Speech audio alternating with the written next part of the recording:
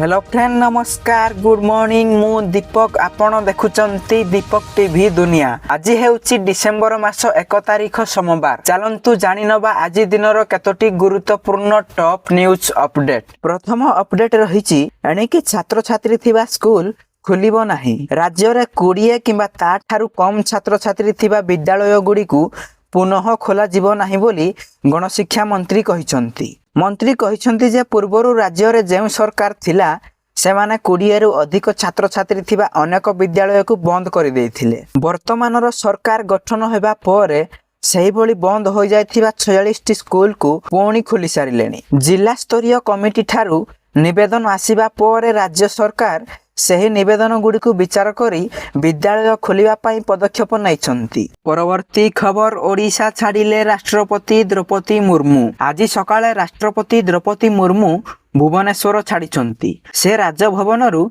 सीधा विमान बंदर जाई सेठारु से लखनऊ यात्रा करिछंती। आज विमान बंदर रे तांकु विदाय संबोधना दिया जायथिला। एथिरे राज्यपाल हरिबाबू कुंभमपाटी, बाचस्पति सुरमा पाढ़ी, मुख्यमंत्री मोहन माझी, उपमुख्यमंत्री केवी सिंहदेव और प्रभाती परिड़ा प्रमुख उपस्थित थिले। परवर्ती खबर राज्य विधानसभा रे पारित हला बजेट। राज्य विधानसभा रे चलीची शीतकालीन अधिवेशन। एही क्रम रे आज राज्य पई बजेट पारित होईची। बजेट उपस्थापना करिसंती मुख्यमंत्री मोहन चरण माझी। विभिन्न योजनार पई बजेट पारित होईथिबा बेले राज्यर एक बड़ विभाग महिला और शिशु विकास पाई राज्य सरकार 1558 कोटी टंकार बजेट पारित करिसंती। एही अर्थ विशेष करी महिला और शिशु मानक विकास पाई खर्च होइथाय। एही योजना रे भी जोड़ी होइची राज्य सरकारक सबुठारु बड़ योजना जहार ना होची सुभद्रा योजना। एथि पाई राज्य सरकार 295 कोटी टंकार बजेट आनिछंती। चलंतु जानिनबा केउ विभाग को केते टंका बजेट दिया जिवो। मुख्यमंत्री मोहन चरण माझी 17,440 कोटी टंका विभिन्न विभाग को बांटिबे। चलंतु जानिनबा केउ विभाग को केते टंका देबे।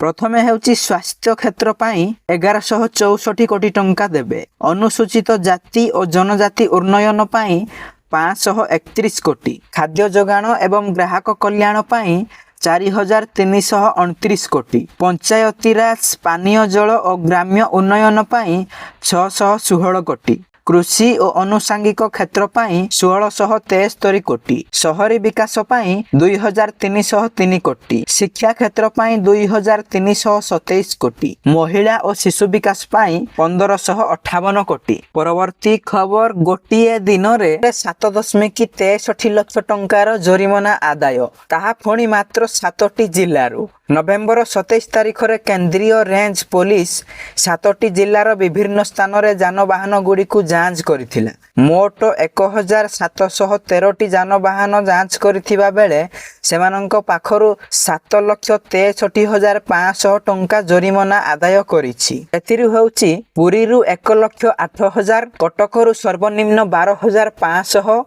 केन्द्रापड़ारू 16,000, खोर्धारू सर्वाधिक 5,37,500, नयागढ़ 53,500, जाजपुर 21,000 एवं जगत सिंहपुर 15,000 जरिमाना आदाय करिछि। परवर्ती खबर विधानसभा रे अतिरिक्त बजेट उपस्थापना कले मुख्यमंत्री। कृषि और कृषकों पाई 1673 कोटी देबे मुख्यमंत्री मोहन चरण माझी। विभिन्न विभाग पाई विभिन्न प्रकारर बजेट उपस्थापना करा जायछि। विशेष करी कृषि और कृषकों विकास पाई बजेट रे 1673 कोटी टंका प्रदान करा जायछि। एथिरे कृषक योजना रिहाती बाबद रे 850 कोटी, प्राणी संपद समृद्धि योजना रे 137 कोटी, मुख्यमंत्री मत्स्यजीवी कल्याण योजना को 117 कोटी, समवाय बैंक गुडी को सुध छाड़ और कृषक मानकु ऋण बाबद रे 300 कोटी, अचल उठा जनसेचन प्रकल्पर पुनरुद्धार एवं नवीकरण पाई